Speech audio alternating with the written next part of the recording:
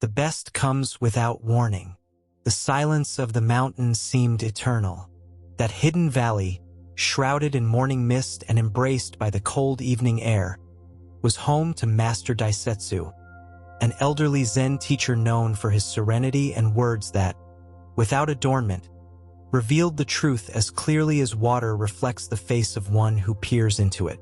A middle-aged man, tired-looking with a weary gaze, climbed up to the master's hut. His name was Ran, and on his shoulders he carried the heavy feeling of having spent too long waiting for something that never came. He had worked hard, sought recognition, loved and lost. His heart felt worn, like a stone repeatedly struck by a river over time. When he arrived, he found the master sitting on the threshold, watching the sun sink behind the mountains. Daisetsu said nothing. He simply gestured for Ren to sit beside him. Ren remained silent for a long while. Finally, in a trembling voice, he spoke. "I walked here because I feel life has denied me the best. I'm always waiting for something big, something to change my path, something to bring me peace. But it never comes." The master continued gazing at the horizon as if his words had fallen onto the earth to take root. After a long pause, he said, "Have you ever seen a plum tree blossom?" Ren looked confused. "Yes, but I don't understand what that has to do with anything." Daisetsu continued calmly. "The tree does not announce the moment it bursts into flowers. It places no signs, makes no noise. One day, when the cold seems endless, you wake up and the entire tree is covered in petals. The best of the plum tree comes without warning." Ren lowered his gaze. "But I've been waiting years for that kind of bloom in my life, master. I don't want any more winters." Daisetsu closed his eyes, took a deep breath, and replied, "Winter asks no permission, and neither does spring. Life moves this way. What is deep, true, and transformative comes without announcement. When you are too busy waiting, you fail to see it." A soft wind stirred the pine branches. The master rose slowly, leaning on his bamboo staff, and said, "Stay here for a few days. Learn to look without expecting. Perhaps you will discover that what you long for has already been knocking on your door." Ren felt those words fall like drops of water on the dry soil of his heart. He did not fully understand, but something inside him began to stir. The mountain, in its silence, seemed to hold a secret that could only be revealed to those who stopped chasing. The first night in the hut was difficult for Ren. The silence was so deep he could hear the sound of his own breathing, and the solitude weighed heavier than any noisy company ever had. Master Daisetsu had offered him a simple corner, a thin futon, a bowl of rice, and warm tea. Nothing more. Lying down, Ren tossed and turned. He thought of everything he had lost.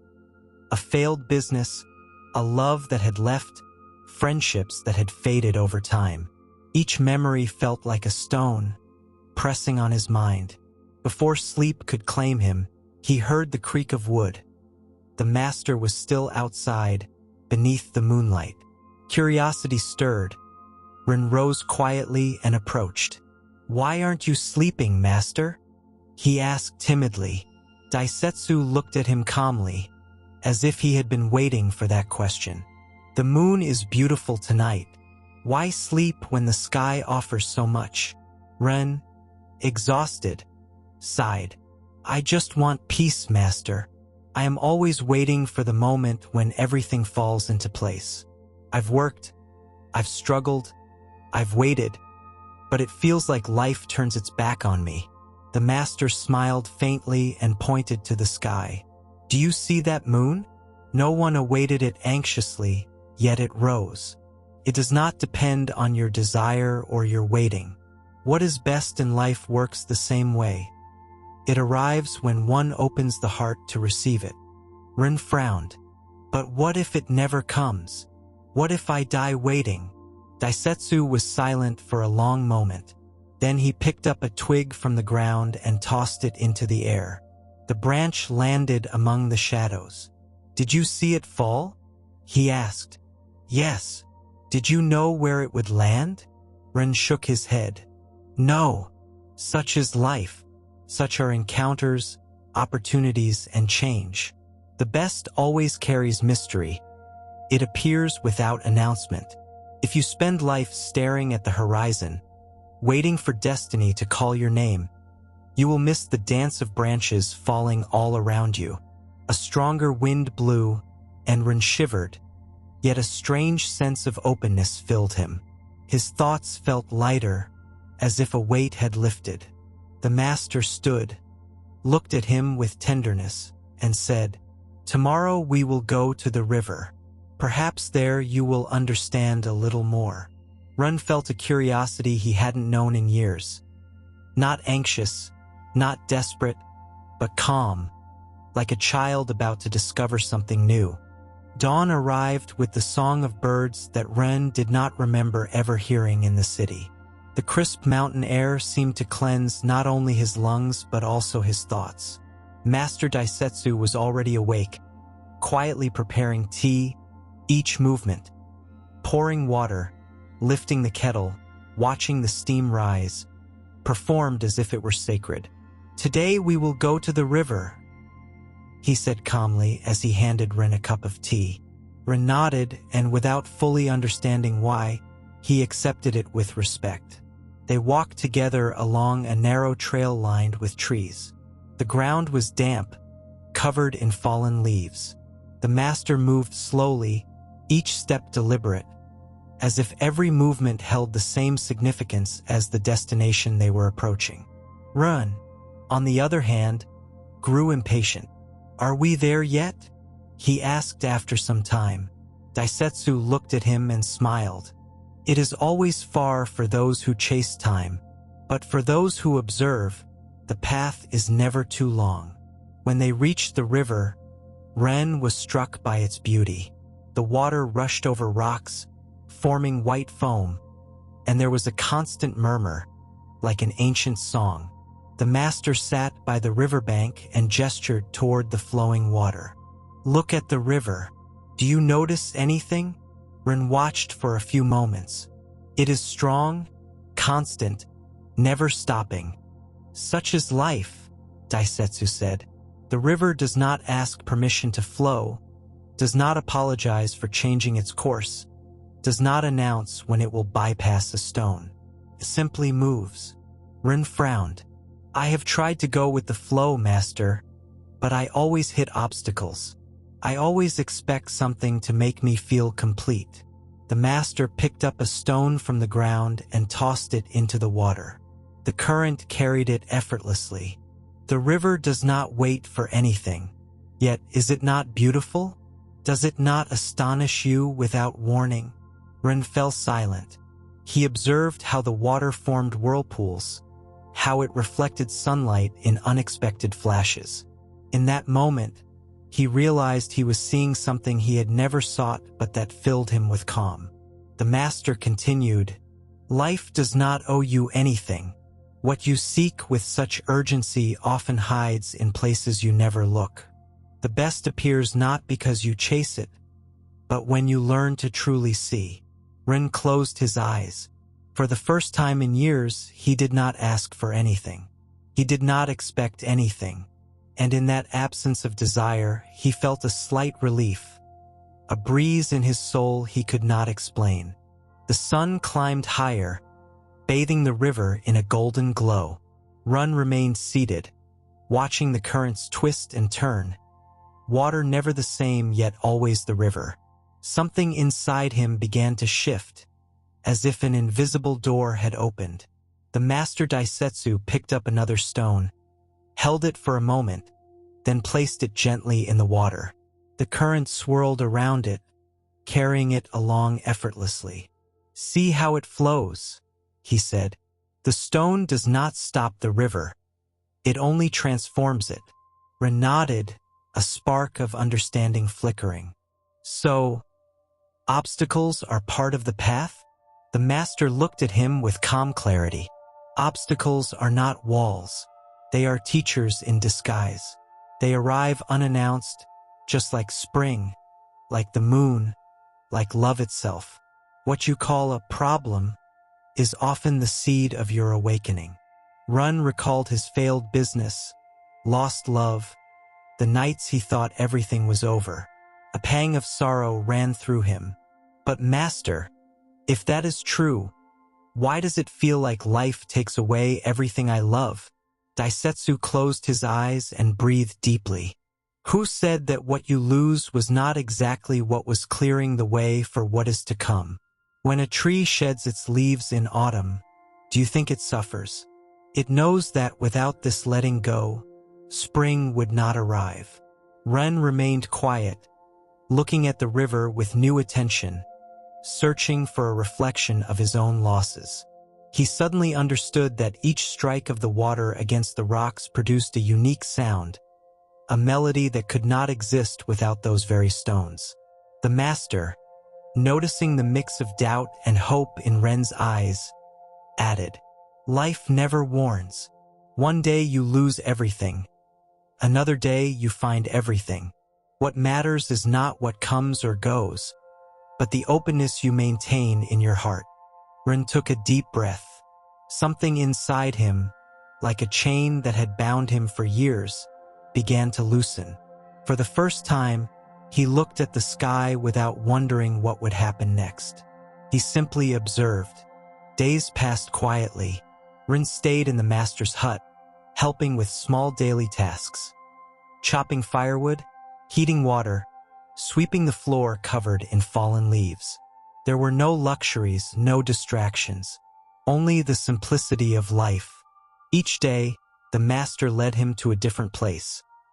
A grassy hill, a path lined with wind-twisted trees, a clearing where fireflies lit the night like tiny stars. In every place, Daisetsu spoke little, letting phrases drop like water filling an empty cup.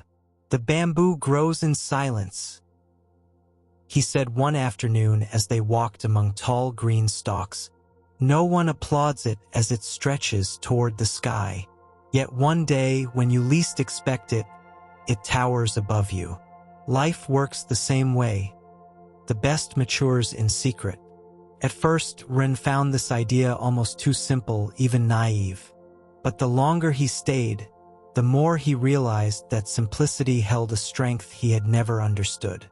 One morning, while fetching water from the river, Ren paused suddenly. He saw his own reflection on the water's surface. Not the weary man who had arrived searching for answers, but someone changed. There was softness in his eyes, serenity in his expression. The Master appeared behind him, silently observing. "What do you see?" he asked. Ren took a deep breath. "I see someone I didn't expect to find. I see myself differently." Daisetsu smiled. "That different self has always been there. It only needed you to stop demanding that life show another face. The best thing you have found, Ren, has grown quietly inside you." Ren felt a lump in his throat.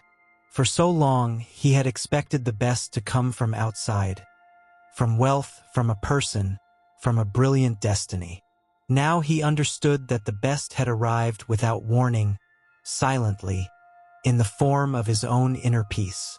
The Master added gently, "The mountains, the river, the silence, all have shown you the same truth.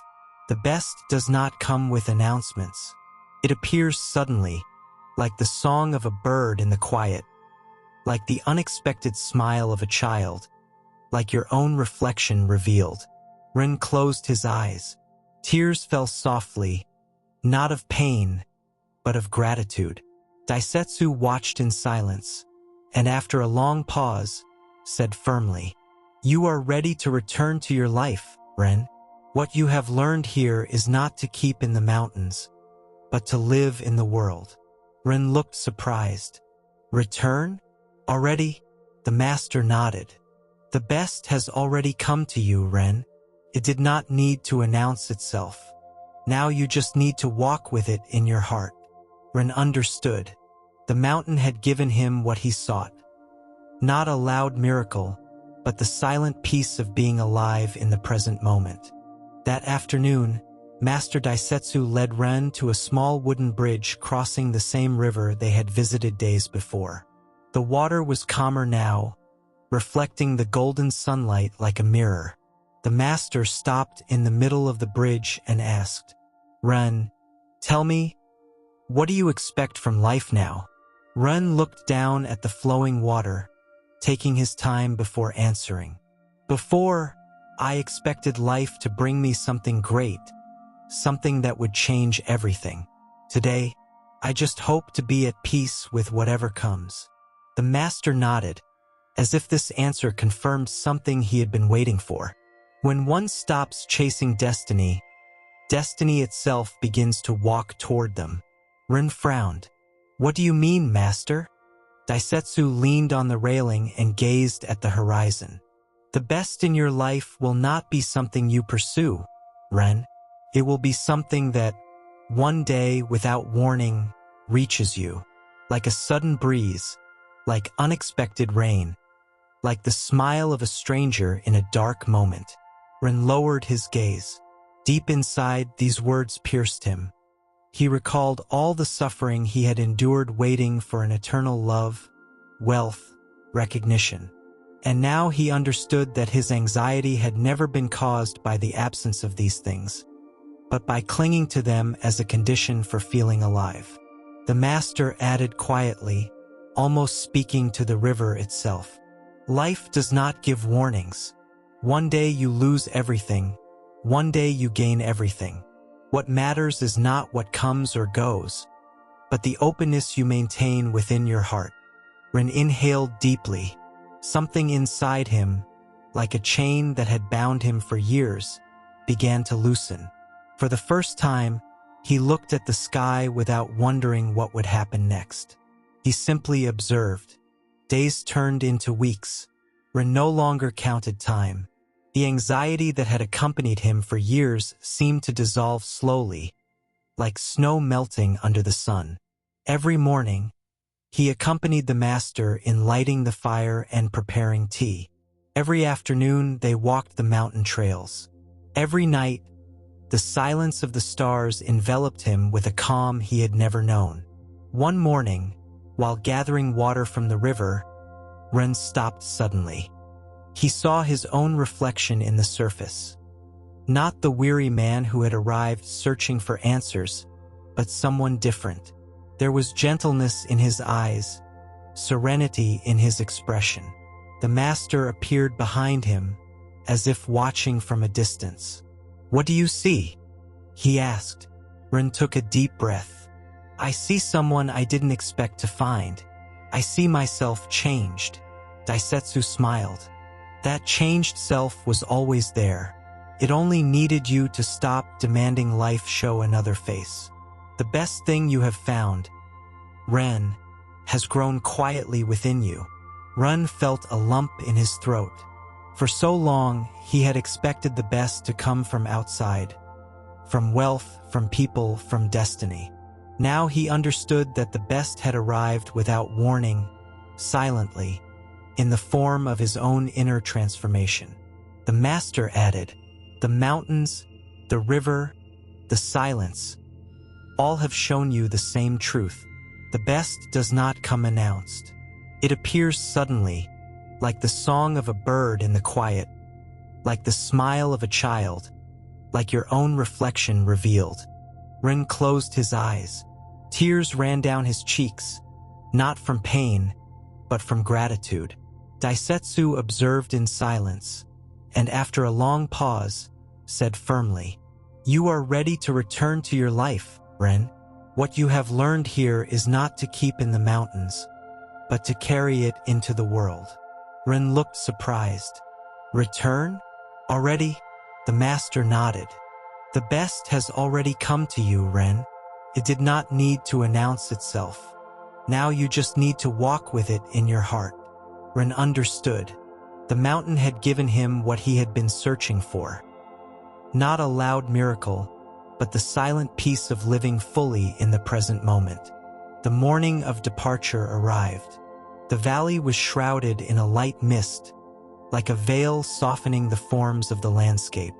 Ren bid farewell to the small hut, to the river, to the forest that had accompanied him in silence. Master Daisetsu walked with him to the beginning of the path that led down toward the village. They stopped together. The cold wind rustled through the pines, as if wanting to etch the moment into Ren's memory. "Master," Ren said, voice trembling slightly, "I don't know how to thank you. I came searching for answers, and the best thing that has happened is that I no longer have so many questions." Daisetsu smiled with the serenity of one who contemplates a boundless horizon. "That is enough, Ren. Remember, the best never comes with drums or announcements. It arrives as it has arrived to you, in silence, in the river, in the moon, in your own reflection. Guard this discovery and let it grow." Ren nodded. His heart no longer carried the weight it once had. He lowered his gaze for a moment, then said, "Will I see you again?" The master did not answer immediately. He picked up a fallen twig and tossed it into the air. The wind carried it to the river out of sight. Then he spoke, "If life wishes it, we shall meet again. If not, that is fine too, for you are already awake to what truly matters." Ren smiled, understanding that no guarantees were needed. He took a step onto the trail, then another and another. Each step felt different, each breath lighter, freer. As he descended, he thought of nothing to come, nothing left behind. He only walked confident. Deep within, he knew the best had arrived without warning, quietly, in the most simple and profound way. The peace of being fully alive in the present moment. Master Daisetsu watched him disappear down the path, then turned back to the mountain. The river flowed on. The moon lingered in the sky. The plum trees awaited their bloom. Everything was in place, and everything would continue to arrive, silently, without announcement.